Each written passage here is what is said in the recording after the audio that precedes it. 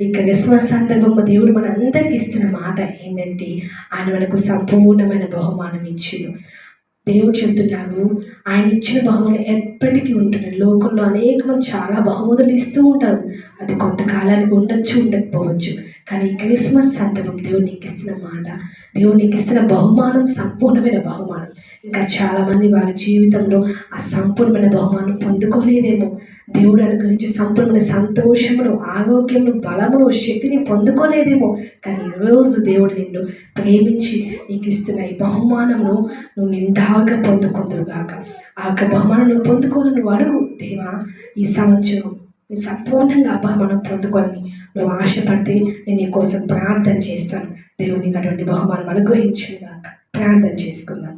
మహాగణుడ, మహిమోన్నతుడ, ఇది నా ప్రత్యేక క్రిస్మస్ సందర్భంగా అయ్యా మీరు ఇస్తున్న మాట తండ్రి, సంపూర్ణమైన బహుమానం నీకు ఇచ్చేదని సెలవిచ్చింది దేవా, మీకు వందనాలయ్యా.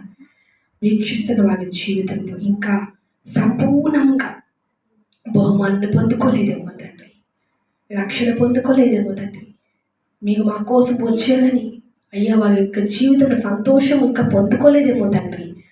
వాక్యం వీక్షిస్తున్న ప్రతి వ్యక్తి జీవితంలో క్రిస్మస్ సంతోషమును, ఆనందమును, సంపూర్ణమైన ఆనందమును వీళ్ళందరూ పొందుకున్నట్లుగా సహాయము తెచ్చేయండి. ప్రతి కుటుంబాన్ని నిండాగా ఆశీర్వదిస్తూ ఏస్తున్నామని వెళ్తున్నాము తండ్రి. ఆమేన్. God bless you. దేవుడు మిమ్మల్ని మీ కుటుంబాన్ని దీవించి ఆశీర్వదించును గాక. Happy Christmas to all.